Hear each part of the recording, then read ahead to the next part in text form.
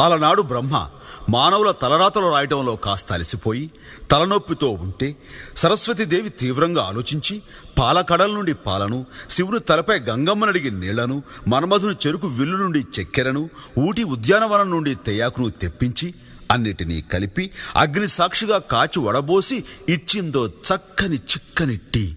అది తాగిన బ్రహ్మ ఆనాటి నుండి ఈనాటి దాకా రెస్టు లేకుండా సృష్టి కొనసాగిస్తూనే ఉన్నాడు. అంత మహత్తున ఈ టీకి మరో పేరే ఛాయ్ మేరా భాయ్. ఈ ఛాయ్ చరిత్రను నోరారా చెబుతా, నోరూరేలా వినుకోవోయ్. ఆహా. ఆ